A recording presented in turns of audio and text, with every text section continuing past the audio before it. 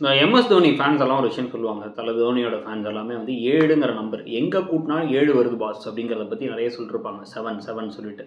அதே மாதிரி இன்றைக்கி எபிசோடில் வந்து முழுக்க முழுக்க பார்த்தீங்கன்னா வந்து 7 கொண்டு போயிட்டுருக்காங்க. ஏன்னா வந்து இப்போ அண்ணாமலைக்கும் டவுட் வந்துருச்சு, முத்துவுக்கும் டவுட் வந்துருச்சு. இதுக்கப்புறம் என்ன பண்ணுறதுன்னு ஒன்றும் புரியலையா மீனாவுக்கு. இவங்களுக்குலாம் சந்தேகம் வந்ததுனால தான் மீனாவுக்கு இப்போ வந்து பின்னாடி இருந்து யாரோ தள்ளுற மாதிரி இருக்குது. அப்படி இல்லாமலே இயல்பான நேச்சர்லேயே நம்ம பொய் சொல்கிறது தப்பு, நம்ம கணவரை ஏமாத்துறது தப்பு. நம்ம கணவர் இன்னைக்கு முத்து என்ன சொல்கிறாரு மீனாவை பார்த்து, வெளுத்ததெல்லாம் பாலுன்னு நினைக்கிறவ நீ, அதனால தான் உனக்கு சந்தேகம் வரலங்கிறாரு. அவங்க வெளுத்ததெல்லாம் பீர்னே கூட நினைக்கிறாங்க, நினச்சவங்க தானே சொல்லாமல் தான் இருக்காங்க. எல்லாத்தையும் நல்லா கமுக்கமாக அமைதியாக இருக்காங்க. இதே மாதிரி ஒரு விஷயத்தை தான் இந்த சீதாவோட கல்யாண மேட்டர்லையும் பண்ணாங்க. கல்யாணத்தை பண்ணிட்டு வந்துட்டு அப்படியே அமைதியாக இருந்தாங்க. அப்பயும் தான் நம்ம குடும்பத்துக்கிட்டே எல்லாத்தையும் மறைக்கிறவே அப்படின்னு குற்ற உணர்ச்சிலாம் இருந்த மாதிரி தெரியல.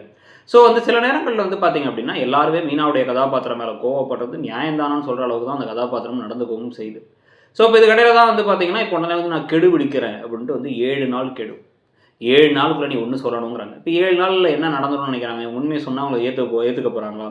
இப்போ தான் வந்து தலையில் கொட்டுன்னு கொட்டினாங்க விஜயா. எதுனாலனா அந்த வந்த ஆர்டருக்காக தான் மரியாதை கிடச்சி, அந்த ஆர்டர் போனதுக்கப்புறம் மரியாதை இல்லை, கடன் வாங்கியிருக்காருங்கிறதுனால கடன் வாங்கின மனோஜை விட்டுட்டாங்க.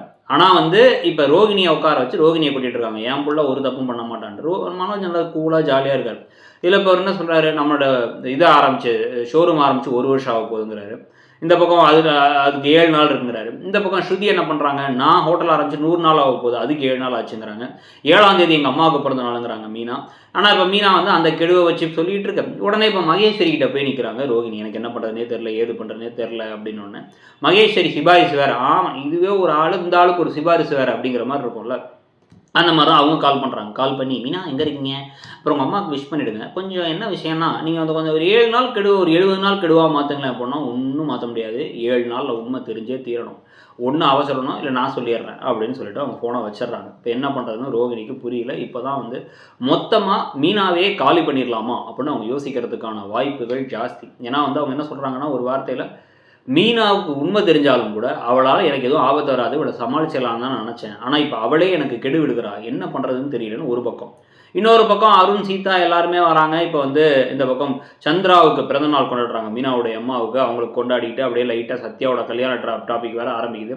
கரெக்டாக 7ஆவது நாள் ஆகும்பொழுது சத்யாவால் பிரச்சனை, அதால் பிரச்சனை, இதால் பிரச்சனைன்னு வந்து இப்போ மீனா டிஸ்ட்ராக்ட் ஆகிறது. அதனால் அந்த உண்மைகளை வீட்டுக்கு சொல்ல முடியாமல் போகிறதுன்னு நடக்க போதா. இதை வச்சே திருப்பி முன்னாடிலாம் வந்து ரோஹிணி எப்போ மாட்டோம்னு எதிர்பார்த்துக்கிட்டு இருந்தோம். இப்போ மீனா எப்போ சொல்லுவாங்கன்னு வாயை திறந்து பார்த்துக்கிட்டே இருந்தால் அது நடக்கிற மாதிரி நடக்காது, நம்மளே வெறுத்து போயிடுவோம்னு நினைக்கிறோம். அதுக்கப்புறம் தான் கடைசியாக சம்மந்தமே இல்லாமல் ஒரு நாள் நடந்து அது நடந்தாலும் 10 பைசா பிரோஜனம் இல்லைன்னு இந்த கதை போதாங்கிறது இருக்குது.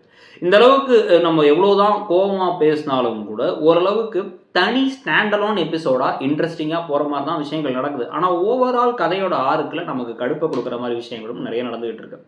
ஓவராலாக நீங்கள் சிறகடிக்க ஆசை சீரியலை பற்றி என்ன நினைக்கிறீங்க? நீங்கள் நினச்ச மாதிரி போகுதா?